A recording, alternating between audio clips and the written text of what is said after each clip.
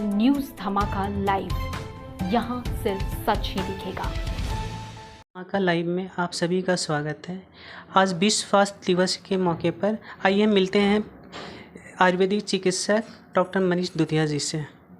Doctor साहब जी नमस्कार। विश्व स्वास्थ्य दिवस के लिए आज आप सभी को शुभकामना। जैसा कि इस वर्ष विश्व स्वास्थ्य संगठन ने हर साल की तरह 7 अप्रैल को विश्व स्वास्थ्य दिवस मनाते हुए एक थीम रखा है, आवर प्लैनेट आवर हेल्थ। मतलब हमको अपने स्वास्थ्य की तो ध्यान रखना ही, और अपने जो हमारा ग्रह है पृथ्वी के भी स्वास्थ्य का ध्यान रखना है। जब पृथ्वी का एनवायरनमेंट अच्छा रहेगा, पॉल्यूशन फ्री रहेगा, हम पेस्टिसाइड इंसेक्टिसाइड का यूज़ कम से कम करेंगे, हम उसको पॉल्यूटेड नहीं करेंगे, तब जाके कहीं हमारे भी स्वास्थ्य में सुधार होगा। तो हमको अगर स्वस्थ रहना है तो निश्चित रूप से हमको अपने पृथ्वी को भी स्वस्थ रखना होगा। ये एक थीम इस बार दिया गया है और मुझे बड़ा पसंद आया ये थीम, चूँकि इन्वायरमेंट से जुड़कर पर्यावरण स्वास्थ्य का तो हमें बहुत ज़्यादा ध्यान रखना ही होगा। जब तक वो नहीं रखेंगे तो हम प्रॉपर रूप से अपने शरीर का और अपने समाज के स्वास्थ्य का ध्यान नहीं रख सकते। इसके लिए आप आम पब्लिक को क्या संदेश देना चाहते हैं?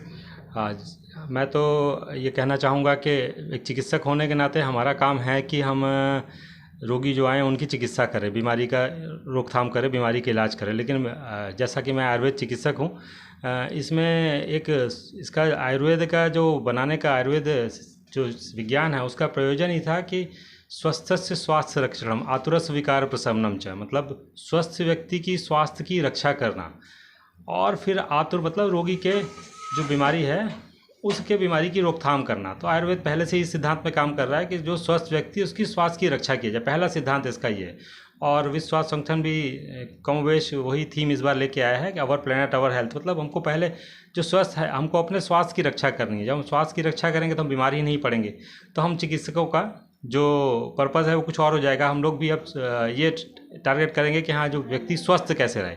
बीमार हो जाएंगे उनका इलाज तो करना हमारा उद्देश्य है ही, पर हाँ, व्यक्ति अगर स्वस्थ रहेंगे तो उनको बीमारियां नहीं होंगी। और हमारा जो आजकल ये पैटर्न भी चेंज हुआ है, दुनिया के बहुत सारे देशों में चिकित्सक अब इस समय जो हेल्थ पे ज़्यादा ध्यान दे रहे हैं कि हम कैसे हेल्दी रहें और आने वाली बीमारियों से कैसे बचें। तो नो डाउट हम भी इसी थीम पे काम कर रहे हैं कि व्यक्ति स्वस्थ कैसे रहे। नियमित रूप से हमें समय से उठें, अच्छा भोजन करें, नियमित व्यायाम करें, खुश रहें और पर्यावरण की सुरक्षा करें, जिससे हम भी स्वस्थ रहेंगे। डॉक्टर साहब, भारत से कोरोना लगभग खत्म हो गया है जी।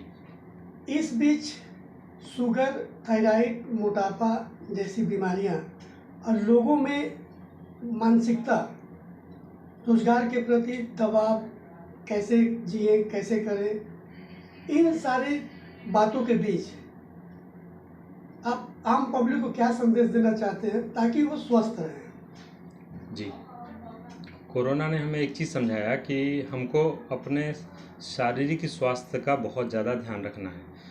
जैसा कि सब जानते हैं कि जो लोग शारीरिक रूप से ज़्यादा स्वस्थ थे, जिनकी इम्यूनिटी अच्छी थी, जिन्होंने अच्छा भोजन किया, नियमित व्यायाम करते थे, उनको कोरोना की बीमारी ने ज़्यादा परेशान नहीं किया। या तो उनको इन्फेक्शन बहुत माइल्ड हुआ या नहीं भी हुआ, ऐसे भी काफ़ी लोग हैं।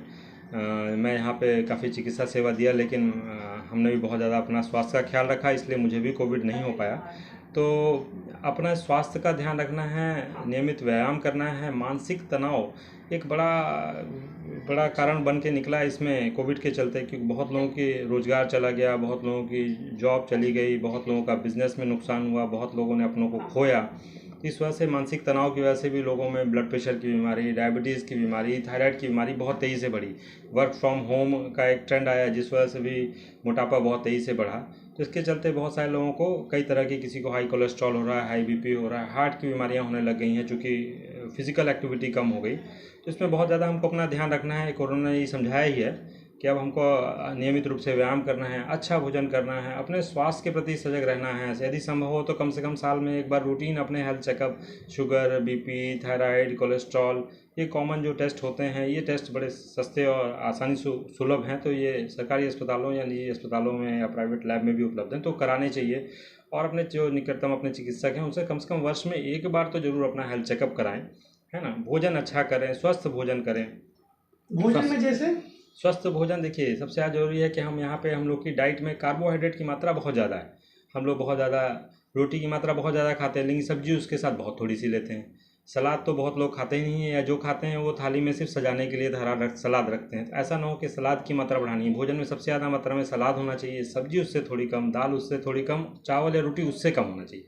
जबकि होता उल्टा है, सलाद बहुत कम होता है, सब्जी थोड़ी ज़्यादा, और चावल या दाल और ज़्यादा, तो चावल या रोटी ज़्यादा। तो ये थोड़ा इसको प्रोपोर्शन को सुधारना हो, अनुपात को सुधारना होगा। प्रोटीन की मात्रा बढ़ानी होगी, फाइबर की मात्रा बढ़ानी होगी, जिससे कि स्वास्थ्य व्यक्ति का सुधरेगा। अभी जैसे कोविड टाइम में देखा कि प्रोटीन खाइए, सबने बताया, दुनिया भर के सभी चिकित्सक और जितने भी हेल्थ हो गया, लोगों को बहुत ज़्यादा आदत पड़ गई, तो उसको कम करने की ज़रूरत है। उससे बहुत सारी बीमारियां, सर्वाइकल स्पॉन्डिलाइटिस तो बहुत तेज़ी से बढ़ा है। लोग बहुत ज़्यादा घंटों लोगों ने मोबाइल देखा है, उसके कारण बहुत तेज़ी से सर्वाइकल स्पॉन्डिलाइटिस बढ़ा है। तो हमको थोड़ा सा फिर मोबाइल का यूज़ कम करना होगा। बच्चे भी अब ऑफलाइन क्लासेस शुरू हो गई, ऑनलाइन क्लासेस ख़त्म हुई हैं, तो बच्चों को भी धीरे धीरे मोबाइल में कमी करनी है, हमको सुधार करना है बच्चों की आदतों में भी। और इस तरह से ओवरऑल पूरे अपने परिवार का और समाज का और देश के स्वास्थ्य का ख्याल रखना है। जैसे आप सब्जी और सलाद के बारे में विशेष जोर दिए जी, तो सलाद और सब्जी में क्या क्या चीज़ मैंने पौष्टिक है?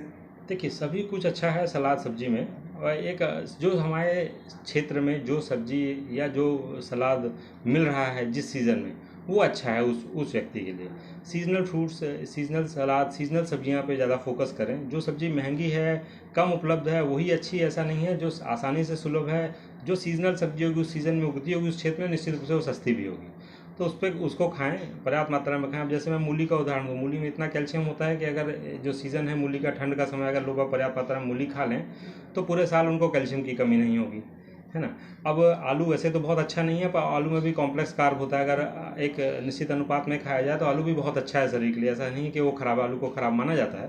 तो अब बाकी सभी सब्जियां अच्छी हैं। कोशिश करें जो कोल्ड स्टोर में स्टोरेज करके जो सब्जियां या सलाद की आते हैं वो ना खाकर जो फ्रेश मिल रहा है उसको खाएं। फ्रीज जी, फ्रिज का इस्तेमाल ज़्यादा होना है। फ्रिज का इस्तेमाल, देखिए अगर आप सीजनल फ्रूट्स, आप सीजनल सब्जियां ले रहे हैं तो फ्रिज का इस्तेमाल कम करें, कम ही होगा। हाँ, ये है कि ये एक ट्रेंड आ गया है कि हफ्ते भर की सब्जी लोग एक साथ खरीद के उसको फ्रिज में डंप कर देते हैं और फिर खाते हैं। उससे अच्छा है कोशिश करें कि समय निकाल के 15-20 मिनट का समय निकाल के अपने निकटतम सब्जी विक्रेता से जाके ताज़ी सब्जियां लाएं। रोज नहीं ला सकते तो 2 दिन में, 3 दिन में लाएं। ये हफ्ते भर वाली सब्जी खरीदने का ट्रेंड तो छोड़ें, चूँकि लोग सब्जियों को पूरा आधा तो उसका न्यूट्रिशनल वैल्यू खत्म हो जाती है फ्रिज में रख के, और फिर उसको पका के खाते हैं, तो वो अच्छा नहीं है। उसको कम से कम उपयोग करना चाहिए। फ्रिज का पानी पीने से बचना चाहिए, घड़े या सुराही का पानी पीना चाहिए। उससे भी शरीर के स्वास्थ्य पे बहुत फर्क पड़ता है बच्चों। डॉक्टर साहब, जैसे गर्मी ज़्यादा बढ़ गई है तो इस पे क्या करना चाहिए? गर्मी बढ़ रही है तो सबसे पहले तो देखिए अपने डिहाइड्रेशन से बचना है, क्योंकि अभी तो देखिए अप्रैल में इस समय कल का तापमान 42 डिग्री पार हो रहा है। तो अब इसमें गर्मी से बचाव के लिए पर्याप्त मात्रा में पानी पीना, नियमित थोड़ा थोड़ा पानी पीते रहें, वो ज़रूरी है। सलाद की मात्रा बढ़ाएं। खीरा, देखिए खीरा बहुत अच्छा वाटर रिटेंशन करता है, उसमें पर्याप्त मात्रा में पानी है और वो पानी को रोक कर रखता है शरीर में, जिससे कि लू लगना या गर्मी की वजह से जो कमी होती है वो सब में अच्छा सुधार होगा। पानी पीने के लिए लोग क्या प्लास्टिक बोतल का बहुत उपयोग करते हैं। प्लास्टिक बोतल का उपयोग न करें। देखिए ऐसे स्टील का बोतल का उपयोग करें, कोशिश करें एक बार स्टील बोतल खरीदें। स्टील का बोतल क्या होता है, हमेशा ही